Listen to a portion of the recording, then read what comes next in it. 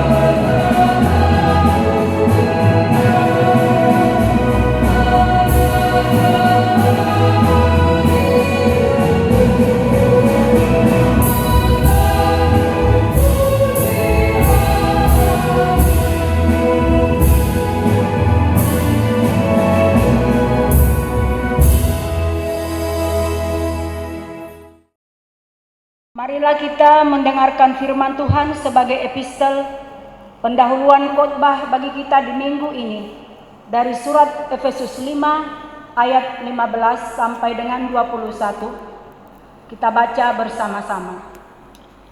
Karena itu, perhatikanlah dengan saksama bagaimana kamu hidup, janganlah seperti orang bebal, tetapi seperti orang arif. Dan pergunakanlah waktu yang ada, karena hari-hari ini adalah jahat. Sebab itu, janganlah kamu bodoh, tetapi usahakanlah supaya kamu mengerti kehendak Tuhan. Dan janganlah kamu mabuk oleh anggur, karena anggur menimbulkan hawa nafsu, tetapi hendaklah kamu penuh dengan Roh. Dan berkata-katalah seorang kepada yang lain dalam mazmur, kidung puji-pujian dan nyanyian rohani. Bernyanyi dan bersoraklah bagi Tuhan dengan segenap hati. Ucaplah syukur senantiasa atas segala sesuatu dalam nama Tuhan kita Yesus Kristus kepada Allah dan Bapa kita. Dan rendahkanlah dirimu seorang kepada yang lain di dalam takut akan Kristus. Demikian firman Tuhan. Yang berbahagia ialah mereka yang mendengarkan firman Allah serta memeliharanya. Amin.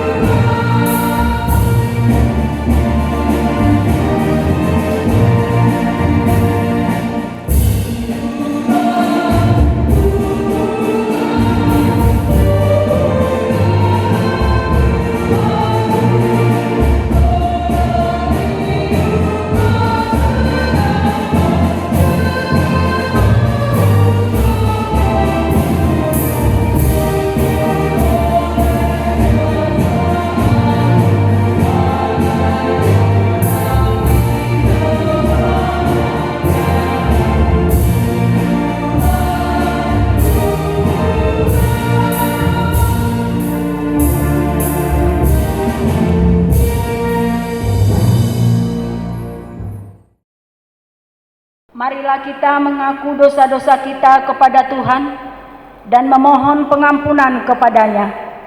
Kita berdoa.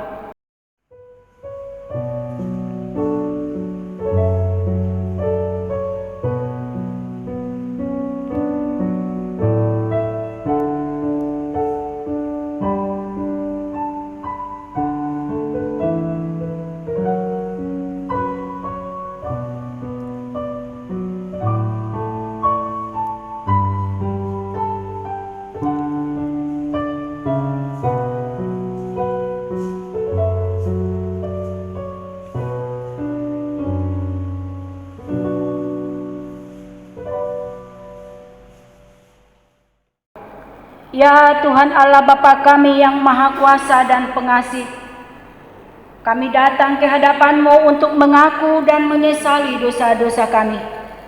Sejak hari kelahiran, kami telah bergelimang di dalam dosa, dan tiada kebenaran di dalam diri kami. Kami menyerahkan diri kami kepadamu, karena Engkau adalah Allah Maha Pengasih dan Penyayang, yang tidak menghendaki kebinasaan bagi orang berdosa, melainkan pertobatan dan pengampunan. Kami datang mengaku dosa kami dan memohon pengampunan dan kehidupan baru dalam pertobatan oleh kasih setia-Mu di dalam Tuhan Yesus Kristus Juru Selamat kami. Amin. Janji Tuhan tentang pengampunan dosa kita. Karena begitu besar kasih Allah akan dunia ini, sehingga Ia mengaruniakan anaknya yang tunggal, supaya setiap orang yang percaya kepadanya tidak binasa, melainkan beroleh hidup yang kekal. Segala kemuliaan bagi Allah di tempat yang maha tinggi. Amin.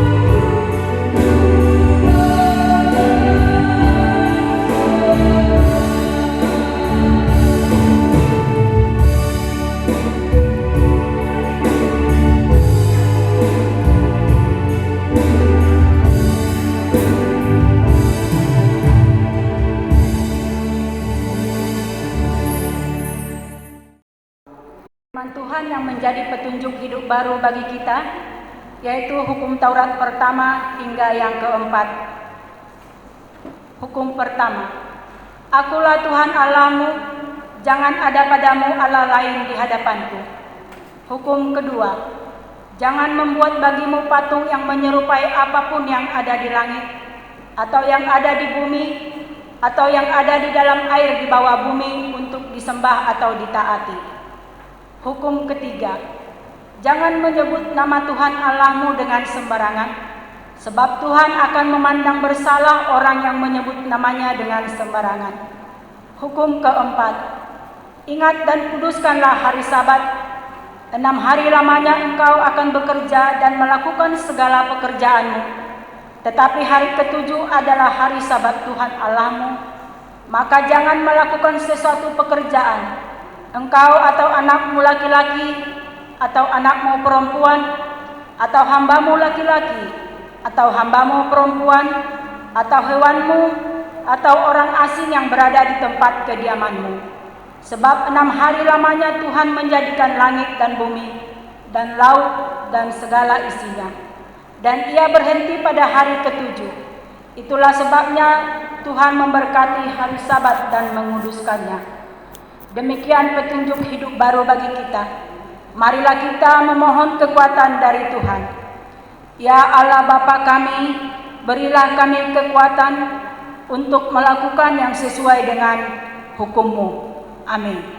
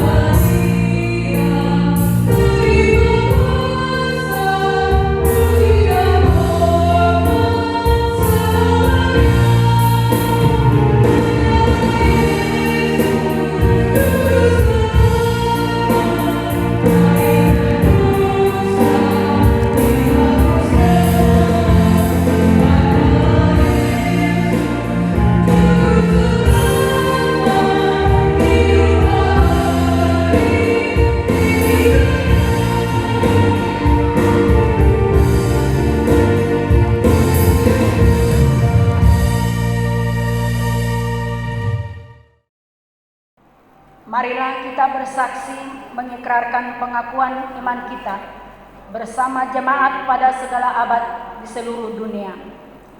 Aku percaya kepada Allah, Bapa yang Maha Kuasa, Khalik langit dan bumi. Aku percaya kepada Yesus Kristus, Anaknya yang tunggal Tuhan kita, yang dikandung daripada Roh Kudus, lahir dari anak darah Maria, yang menderita di bawah pemerintahan Pontius Pilatus, disalibkan, mati dan dikuburkan, turun ke dalam kerajaan maut, pada hari yang ketiga bangkit pula dari antara orang mati, naik ke surga, duduk di sebelah kanan Allah, Bapa yang Maha Kuasa, dan akan datang dari sana untuk menghakimi orang yang hidup dan yang mati. Aku percaya kepada Roh Kudus, gereja yang kudus dan am, persekutuan orang kudus, pengampunan dosa, kebangkitan daging, dan hidup yang kekal. Amin. Berdoa.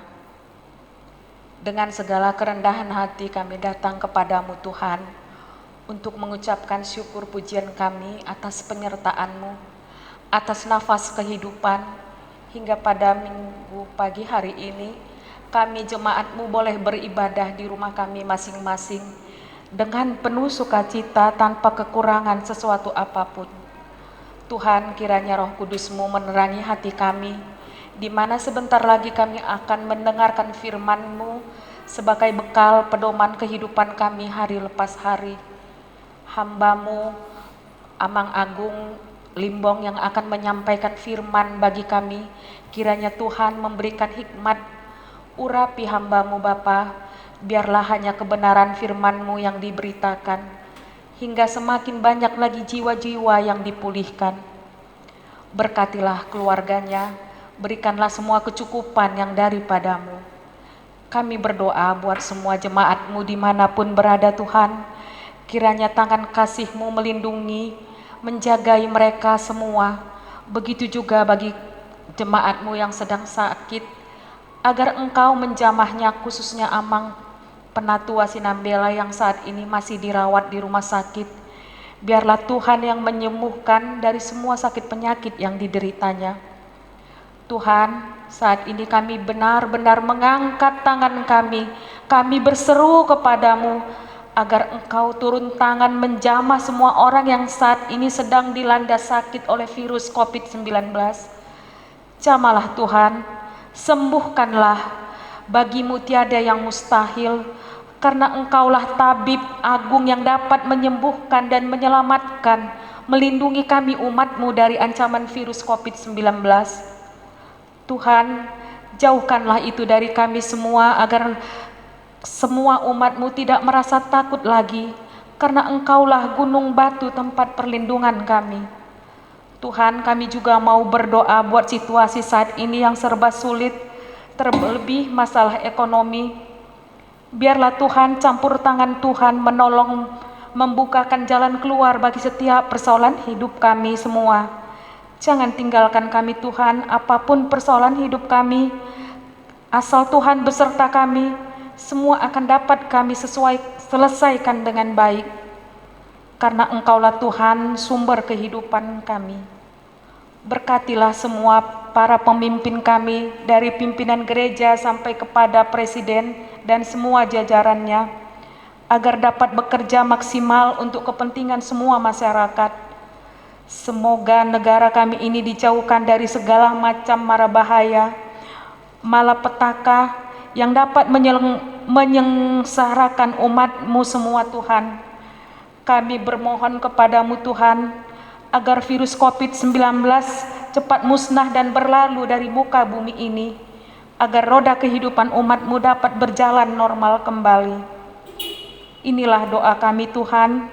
Di atas segalanya kami mohon ampun atas semua dosa kesalahan kami, agar kami layak berdiri di hadapan-Mu, menerima curahan berkat yang Tuhan berikan kepada kami. Sempurnakanlah doa ini, kabulkanlah Tuhan, hanya seturut kehendak-Mu saja. Dalam nama Tuhan Yesus kami sudah berdoa. Amin.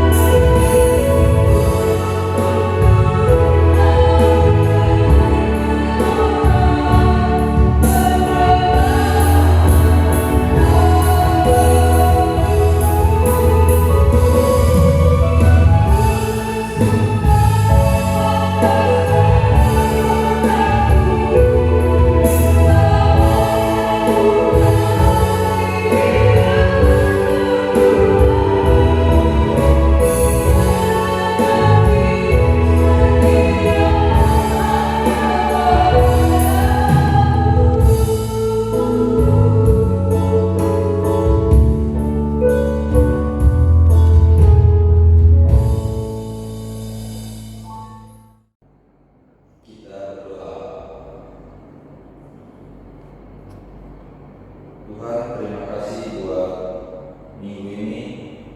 Kami bersyukur karena penyertaan Tuhan.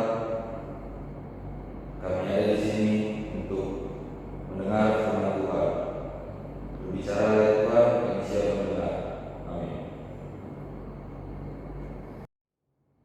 Firman Tuhan untuk kita minggu ini diambil dari 1 Tawarik 16 ayat 31 hingga ayat yang ke-36.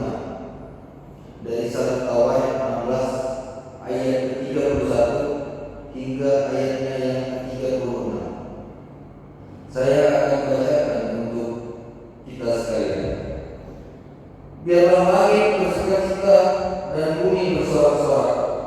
Biarlah orang berkata di antara bangsa-bangsa, Tuhan itu Raja. Biarlah gemuruh laut serta isinya. Biarlah berdiri padang dan segala yang di atasnya. Maka pohon-pohon di hutan bersorak-sorai di hadapan Tuhan, sebab Dia datang untuk menghakimi bumi. Bersyukurlah kepada Tuhan, sebab Dia baik. Bahwasanya untuk selama-lamanya kasih setianya.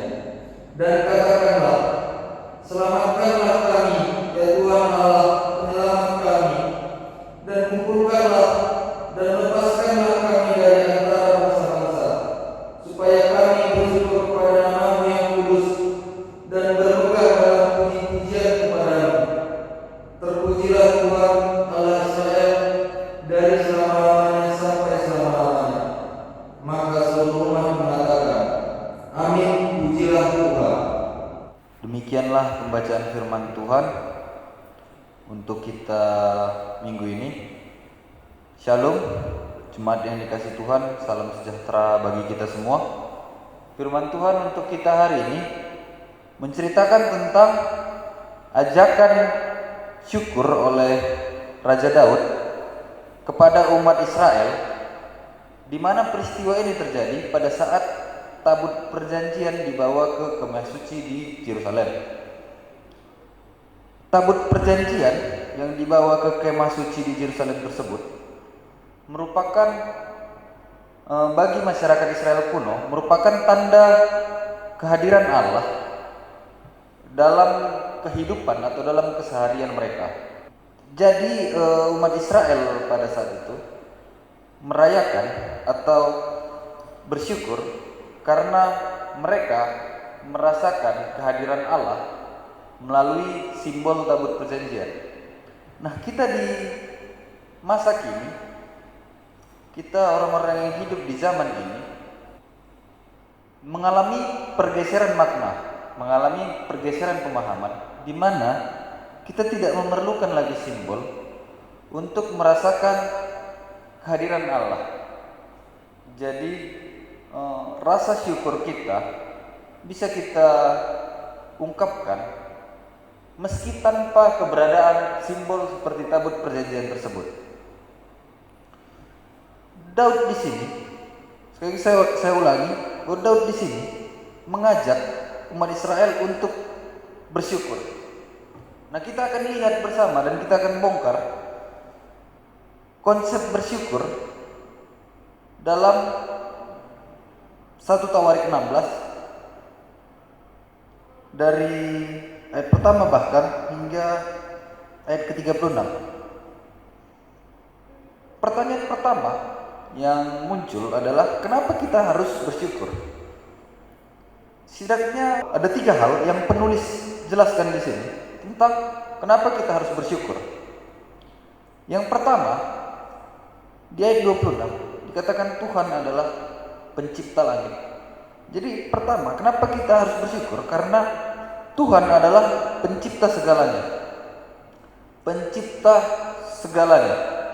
Baik manusia, baik benda-benda, baik hewan-hewan, baik rumput laut.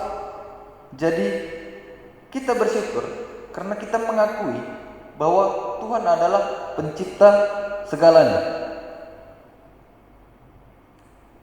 Tuhan bukan hanya menciptakan benda-benda tersebut saja. Tuhan bukan hanya menciptakan benda, tapi Tuhan juga menciptakan tatanan atau sistem benda-benda tersebut, termasuk juga relasi di dalamnya. Jadi, ketika kita menjaga relasi yang baik dengan semua ciptaan, itu juga merupakan salah satu bentuk syukur kita terhadap Tuhan. Jadi, dengan menjaga lingkungan hidup, kita juga bersyukur kepada Tuhan, karena Tuhan telah menciptakan kita yang berelasi dengan semua ciptaan Tuhan lainnya. Nah, alasan kedua kenapa kita harus bersyukur, karena Tuhan adalah Raja, seperti yang dikatakan di ayat 31. Nah, Raja yang dimaksudkan di teks ini lebih dari sekedar posisi atau struktur, tapi juga melingkupi power atau kekuasaan atau kekuatan, juga melingkupi ketetapan Tuhan yang baik. Raja bukan hanya sekedar sosok saja, bukan hanya figur saja, tapi kekuasaannya, ketetapannya, kekuatannya. Kemudian alasan ketiga kenapa kita harus bersyukur adalah Tuhan yang memberikan kasih setianya untuk selama-lamanya. Bisa kita lihat di ayat yang ke-34. Jadi Tuhan memberikan kasih setianya untuk selama-lamanya, bukan hanya hari ini, bukan hanya kemarin, bukan hanya besok, tapi untuk selama-lamanya. Jadi 3 alasan tadi yang merupakan alasan kenapa kita bersyukur kepada Tuhan. Yang pertama, Tuhan adalah pencipta segalanya. Yang kedua, Tuhan adalah Raja. Yang ketiga, Tuhan yang memberikan kasih setianya untuk selama-lamanya. Nah, ketiga hal di atas, ketiga poin yang saya sebutkan tadi, itu juga merupakan fondasi atau dasar keimanan kita. Jadi pengakuan-pengakuan tadi merupakan dasar keimanan kita sebagai orang beriman. Artinya, bersyukur juga merupakan fondasi atau dasar atau akar dalam kehidupan kita. Jadi bersyukur itu bukan karena atau bukan setelah kita mendapatkan sesuatu yang positif, tapi bersyukur kita lakukan bisa setiap saat, bahkan ketika situasi seperti ini, ketika pandemi juga menyerang kita. Hal tersebut yang saya katakan barusan juga sejalan dengan apa yang dikatakan psychosomatic research, apa yang dikatakan seorang psikolog bernama Sepala dalam jurnal Psychosomatic Research. Nah, dia mengatakan bahwa syukur yang efektif untuk psikis kita, untuk tubuh kita, untuk kesehatan kita adalah syukur yang tidak berdasar pada kepuasan. Jadi syukur yang bukan karena sesuatu yang positif buat kita, tapi syukur itu merupakan dasar kita atau fondasi kita. Jadi ada di setiap waktu syukur tersebut. Nah, di ayat yang ke 36 dikatakan, terpujilah Tuhan Allah Israel dari selama-lamanya sampai selama-lamanya.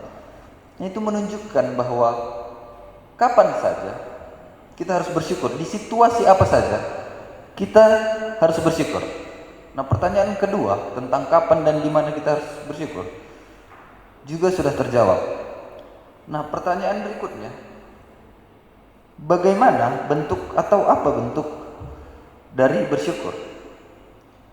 1 Tawarik 1 ayat 1 hingga 6 menggambarkan syukur dalam bentuk korban bakaran, korban persembahan. Jadi bisa juga syukur dalam bentuk materi. Tapi tetap tujuannya untuk syukur kita terhadap Tuhan. Jadi misalnya kita memberikan persembahan untuk gereja, itu bukan persembahan untuk gereja, melainkan persembahan untuk Tuhan melalui gereja. Nah, kemudian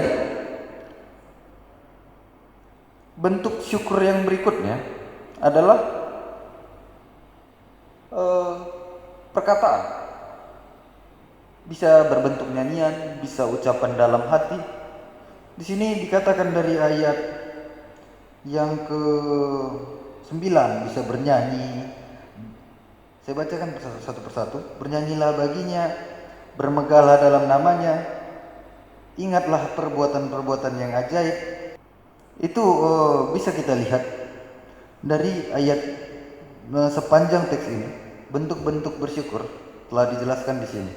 Seperti yang telah saya katakan tadi, bahwa bersyukur memiliki dampak terhadap psikis, terhadap tubuh kita, terhadap kesehatan kita, bahkan juga terhadap relasi kita. Nah, penelitian ini ilmiah, bersifat ilmiah. Karena Robert A. Emmons, profesor psikologi Universitas Chicago, mengatakan bahwa bersyukur, orang yang bersyukur itu hormon stresnya atau seperti kortisol itu lebih rendah 23% daripada orang-orang yang jarang bersyukur. Bersyukur juga masih menurut Robert A. Emmons tadi mampu menurunkan tekanan darah dan mampu meningkatkan fungsi imun. Jadi bersyukur juga efektif dalam perlawanan kita terhadap virus corona ini. Journal of Theoretical Social Psychology mengatakan bahwa bersyukur juga berpengaruh baik terhadap peningkatan kualitas hubungan. Jadi kita manfaatkan momen ini, momen di rumah aja ini, dengan bersyukur, kemudian kualitas hubungan kita di dalam keluarga, baik dengan bapak, dengan anak, dengan saudara, menjadi meningkat kualitas hubungan tersebut. Jadi itu tadi yang merupakan konsep bersyukur yang Raja Daud sampaikan melalui 1 Tawarik 16 ayat 1 hingga ayat ke-36. Bersyukur tadi merupakan fondasi atau dasar keimanan kita. Itu juga nyambung kalau kita perhatikan 1 Tawarik 16, itu permintaan baru ada di ayatnya yang ke-35. Jadi dari sepanjang ayat ini, permintaan atau permohonan itu baru muncul di ayat ke-35. Nah, kita juga bisa lihat atau kita bisa perhatikan doa Bapa kami itu diawali dan diakhiri dengan pengakuan terhadap kemuliaan Allah. Bapa kami yang ada di surga, dimuliakanlah namamu, datanglah kerajaan dan sebagainya. Ditutup dengan karena Kaulah yang punya kuasa dan kerajaan dan kemuliaan sampai selama-lamanya.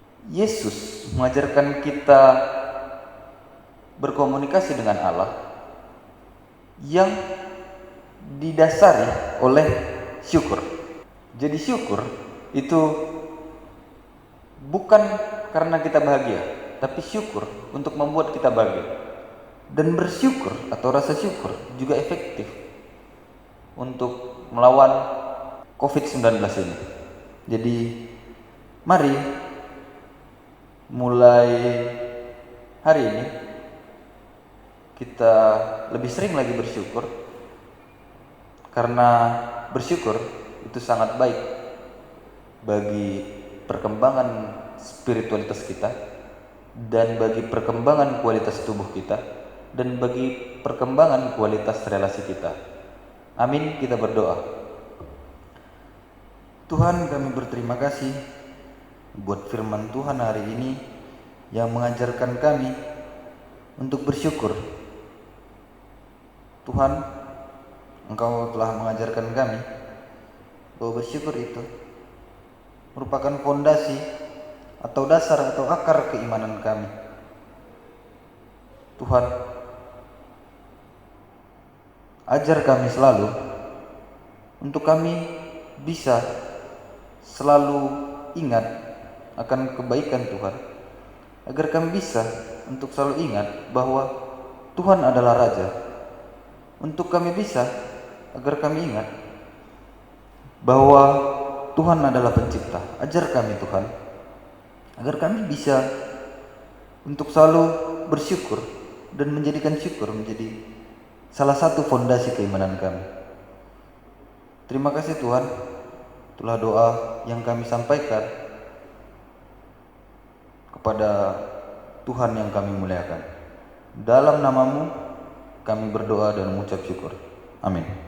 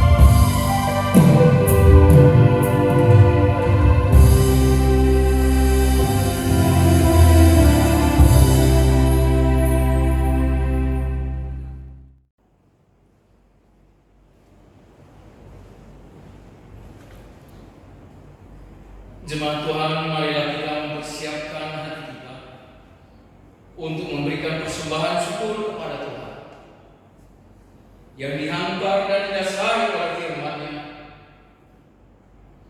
Bangsa itu bersukacita karena kerelaan mereka masing-masing, sebab dengan tulus hati mereka memberikan persembahan sukarela kepada Tuhan.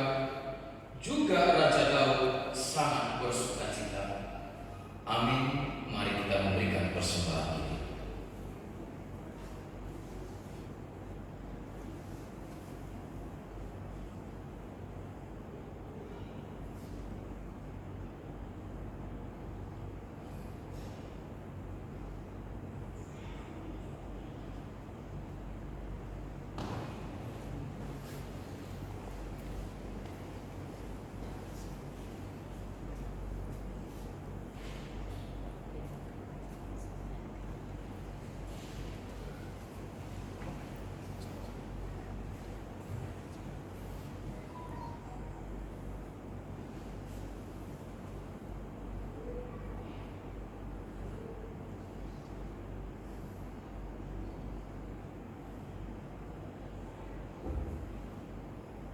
Marilah kita menyerahkan persembahan kita ini kepada Tuhan di dalam doa.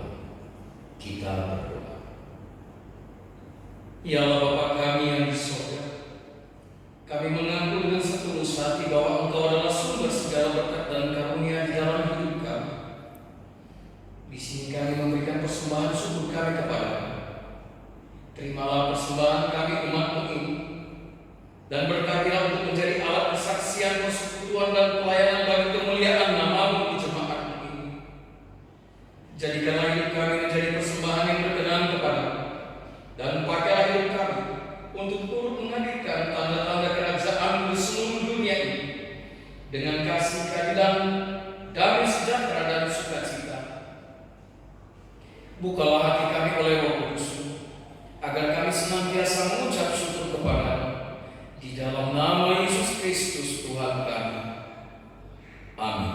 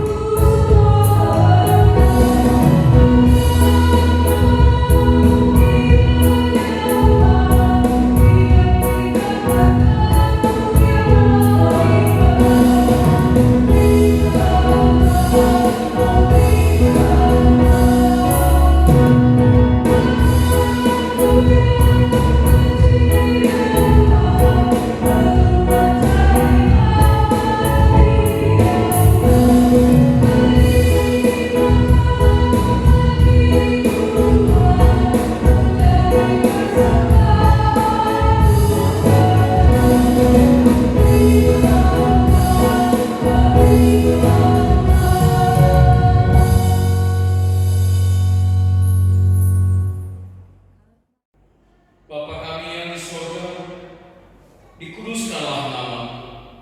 Datanglah kerajaan-Mu, jadilah kehendak-Mu di bumi seperti di surga. Berikanlah kami pada hari ini makanan kami yang secukupnya, dan ampunilah kami akan kesalahan kami, seperti kami juga mengampuni orang yang bersalah kepada kami. Dan janganlah membawa kami ke dalam pencobaan, tetapi lepaskanlah kami dari yang jahat.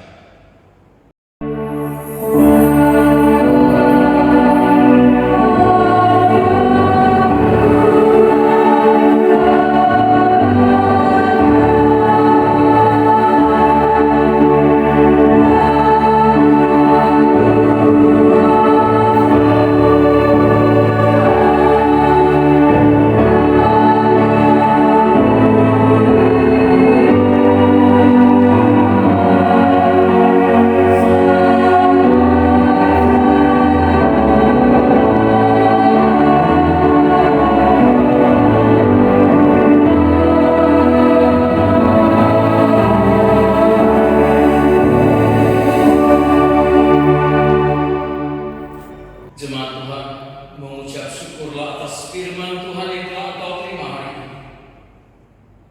Dan diamlah di dalam penyertaan Tuhan. Di dalam berkat, terimalah berkat dari Tuhan. Tuhan memberkati engkau dan melindungi engkau. Tuhan menyinari engkau dengan wajah-Nya dan memberi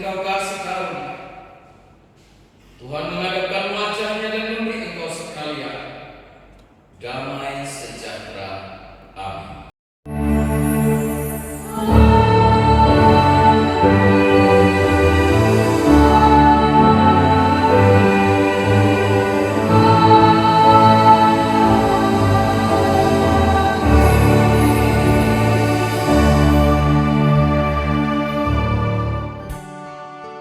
Saat fajar menyambut pagi, siang yang berhiaskan lelah, bahkan sampai rembulan menemani, penyertaanmu selalu tersedia.